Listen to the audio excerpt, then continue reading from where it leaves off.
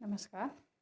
आज हम पढ़ते हैं कक्षा 12वीं कांग्रेस में विभाजन। इससे पहले हम कांग्रेस प्रणाली की चुनौती पढ़े थे, जिसमें किस प्रकार से कांग्रेस में राजनीतिक उत्तराधिकारी की घोषणा होती है, कौन कौन सत्ता संभालते जाते हैं और क्या क्या इनको चुनौतियों का सामना करना पड़ता है। इसमें हम पढ़ते हैं कांग्रेस में विभाजन। कांग्रेस में विभाजन किन कारणों से हुआ? तो जब तक पंडित जवाहरलाल नेहरू थे, कांग्रेस एकजुटता के साथ रही। इनकी मृत्यु के बाद यहाँ पर गुटबाजी जो है खुलकर सामने आती है। कांग्रेस दो गुटों में बंटता है। एक गुट वरिष्ठ लोगों का, जिसको कहा जाता है सिंडिकेट ग्रुप। सिंडिकेट मतलब जो पुराने लोग थे, जैसे के कामराज हो गया और मोरारजी देसाई हो गए, एस निजंगलेप्पा और संजीव रेड्डी, अतुल घोष। ये पुराने कांग्रेस के नेता थे, जिनको किंग मेकर के नाम से भी जाना जाता था। मतलब ये चाहते तो किसी को सत्ता में बैठा सकते थे, किसी को उठा भी सकते थे। शास्त्री जी ने जब तक वो प्रधानमंत्री रहे, ये वरिष्ठ लोगों को, के कामराज आदि लोगों को बराबर महत्व दिया। लेकिन जैसे ही इंदिरा गांधी सत्ता संभालती हैं, इन लोगों को उतना महत्व नहीं देती हैं जितना कि देना चाहिए। और इसी बीच में नया वर्ग का उदय होता है, जिसको युवा तुर्क के नाम से जाना जाता है, जिसमें चंद्रशेखर, कृष्णकांत, मोहन धारिया, अर्जुन अरोड़ा, शशि भूषण, चंद्रजीत यादव आदि का नाम आता है, जो इंदिरा गांधी के साथ होकर के चले। तो कुल मिलाकर कांग्रेस के दो गुट हुए, एक वरिष्ठ लोगों का सिंडिकेट और दूसरा है युवा तुर्क, ये युवा तुर्क, ये युवा लोगों का, जिसका नेतृत्व कर रही थी इंदिरा गांधी।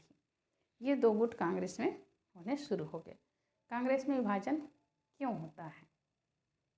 तो जब राष्ट्रपति का चुनाव होता है 1969 में, उसमें जाकिर हुसैन की मृत्यु हो जाती है और राष्ट्रपति पद के लिए चुनाव होता है। तो नीलम संजीव रेड्डी ये कांग्रेस की तरफ से राष्ट्रपति के उम्मीदवार घोषित किए जाते हैं। और जो विपक्षी दल है, ये वी गिरी, इनको ये लोग राष्ट्रपति बनाते हैं। नियम से सभी कांग्रेस को इनको मत देना चाहिए, समर्थन देना चाहिए, लेकिन इंदिरा गांधी क्या करती है, इनको समर्थन ना दे करके वी गिरी को समर्थन देती है। अपने जितने समर्थकों को भी कहती है कि इनको ही वोट दिया जाए। और इस प्रकार कांग्रेस समर्पित उम्मीदवार नीलम संजीव रेड्डी हार जाते हैं और वी गिरी, जो विपक्षी दल लोग इसको चुनाव में खड़े किए थे, इनकी जीत हो जाती है। यहीं से कांग्रेस का गुस्सा जो है ये निकल कर बाहर आता है और कांग्रेस दो भाग में विभाजित हो जाता है। एक सिंडिकेट वरिष्ठ लोगों का और दूसरा जो है युवा तुर्क लोगों का। इसमें जो सिंडिकेट वरिष्ठ लोग हैं, इंदिरा गांधी के द्वारा जो युवा तुर्क गुट था, इनका नेतृत्व इंदिरा गांधी करती थी। इनके कई कामों से ये नाराज होते हैं। जैसे कौन कौन से काम से नाराज होते हैं? तो बैंकों पर नियंत्रण, बैंक का बीमा का राष्ट्रीयकरण, फिर शहरी संपदा, आय का परिसीमन, खाद्यान्न का वितरण, भूमि सुधार, ये सब कई योजनाएं थी, जिससे ये लोग इंदिरा गांधी से नाराज थे। इस योजना को ये सही नहीं मानती थी और इसी को लेकर के फिर जब मेन जो इन लोग के बीच में झगड़ा शुरू होता है, वो नीलम संजीव रेड्डी के चुनाव के बाद होता है और कांग्रेस दो भाग में विभाजित हो जाती है। यहाँ हम देखते हैं नई कांग्रेस और पुरानी कांग्रेस में क्या अंतर। ये प्रश्न है आने लायक। नई कांग्रेस व पुरानी कांग्रेस में अंतर। नई कांग्रेस और पुरानी कांग्रेस में क्या अंतर था? तो पहला अंतर ये था, नई कांग्रेस में और पुरानी कांग्रेस में, पुरानी जो कांग्रेस है ये नीति पर आधारित थी।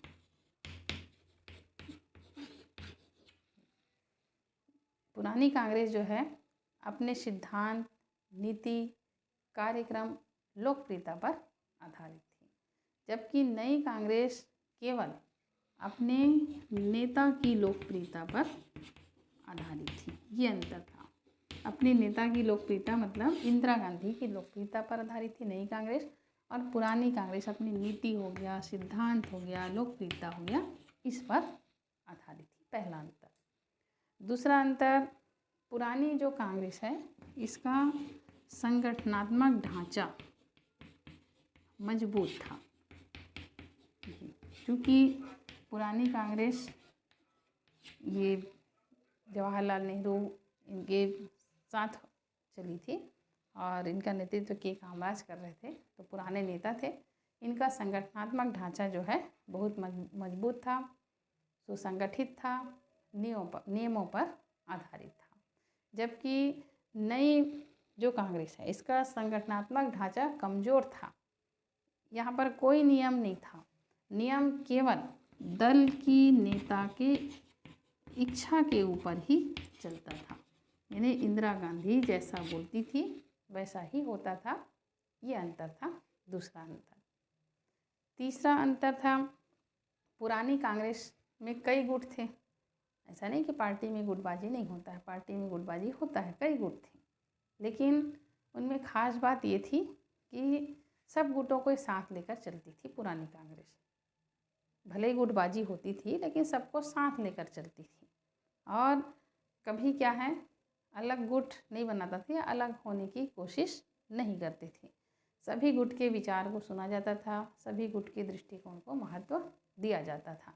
लेकिन नई कांग्रेस में क्या था, किसी के विचार को सुना ही नहीं जाता था।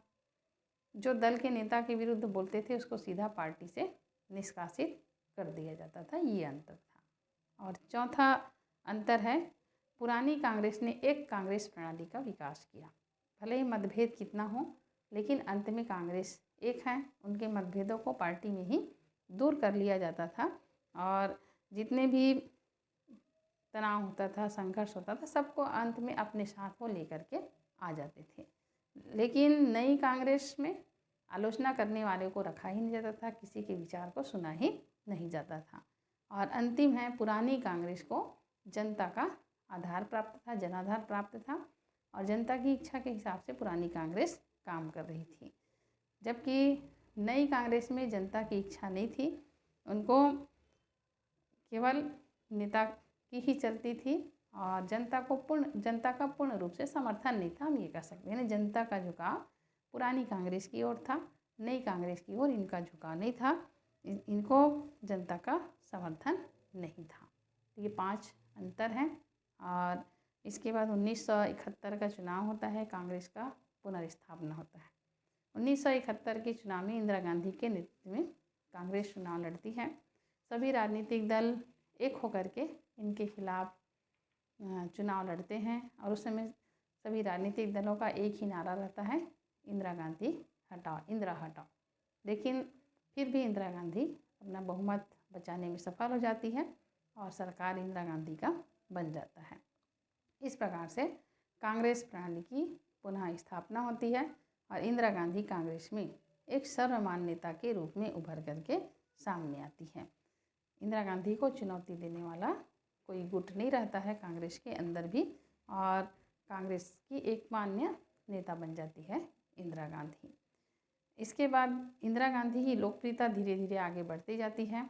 इसमें खास करके 1971 में जब पूर्वी पाकिस्तान से अलग होकर बांग्लादेश नामक राज्य बनता है और इंदिरा गांधी के द्वारा बांग्लादेश की सहायता की जाती है। वहाँ के जो नागरिक हैं परेशान में रहते हैं, इसको लेकर इंदिरा गांधी सहायता करती है। तो उस समय इंदिरा गांधी की लोकप्रियता पूरे देश में छा जाती है और इंदिरा गांधी की लोकप्रियता दिनों दिन और बढ़ती चली जाती है। विभिन्न तबकों के बीच में भी इंदिरा गांधी काफ़ी लोकप्रिय होती है। जवाहरलाल नेहरू के बाद ऐसा लगता है कि इनका उत्तराधिकारी फिर मिल गया। इसी बीच में इंदिरा गांधी की कुछ किरकिरी फिर होती है। वो किरकिरी क्यों होती है? तो प्रिवी पर्स की समाप्ति को लेकर। प्रिवी पर्स क्या है, इसको याद कर लेंगे। प्रिवी पर्स किसको कहा जाता है?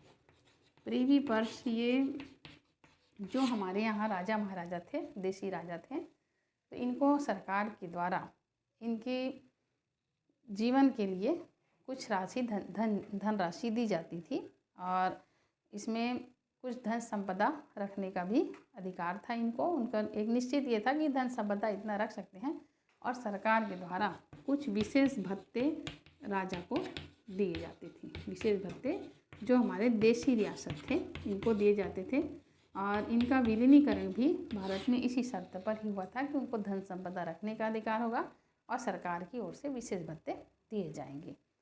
तो ये प्रिवी पर्स कहलाता है। तो प्रिवी पर्स को लेकर के भारतीय नेताओं ने समय समय पर असंतोष जाहिर किया कि इनके प्रिवी पर्स की समाप्ति होनी चाहिए, और इसी को लेकर 1967 के चुनाव में इंदिरा गांधी ने प्रिवी पर्स को समाप्त करना चाहा। 1970 में लोकसभा में ये बिल पास भी हो गया, लेकिन राज्यसभा में ये बिल पास नहीं हुआ प्रिवी पर्स की समाप्ति को लेकर। तब अध्यादेश के द्वारा इंदिरा गांधी ने इस बिल को लाने का प्रयास किया, लेकिन ये भी सफल नहीं हो पाया, और इस बिल को न्यायालय में चुनौती दे दी गई, सर्वोच्च न्यायालय में। और यहाँ पर उनकी जीत होती है, किनकी? जो देसी राजा है उनके परिवार ने इसको जो अध्यादेश पारित किया, मतलब लागू करने की सोची थी इंदिरा गांधी ने, तो इसको चुनौती देने के लिए राजा महाराजा के परिवारों ने इसको सर्वोच्च न्यायालय में केस दायर कर दिया, और पक्ष न्याय जो है उनके पक्ष में गया। अब 1971 के चुनाव में चूँकि इंदिरा गांधी का समर्थन जो है जनाधार भारत में बढ़ने लगा, सामाजिक आर्थिक समानता के साथ उनके कार्य को जोड़ा गया, उनकी लोकप्रियता जो है बढ़ने लगी। तो 1971 की जीत के बाद इंदिरा गांधी ने प्रिवी पर्स को समाप्त कर दिया, जो अब अभी भी प्रिवी पर्स अब इनका समाप्त माना जाता है। अब कोई देसी राजा को विशेष भत्ता सरकार के द्वारा नहीं दिया जाता है। तो ये तो हो गया प्रिवी पर्स, कांग्रेस प्रणाली की चुनौती, पुरानी कांग्रेस और नई कांग्रेस में क्या अंतर है। उसके बाद अगले वीडियो में हम अगले पार्ट के साथ हाजिर होंगे। तब तक के लिए नमस्कार। हाँ, और आप सब मेरे साथ जुड़े रहिए। कक्षा 12वीं के लिए भी मैं ब्लूप्रिंट के हिसाब से प्रश्न उत्तर बताने का प्रयास करूंगी, जो आपके बोर्ड परीक्षा में निश्चित रूप से आपको सफलता दिलाएगी और अच्छे अंकों से आप पास हो सकेंगे। तब तक के लिए नमस्कार, मुझे आज्ञा दीजिए।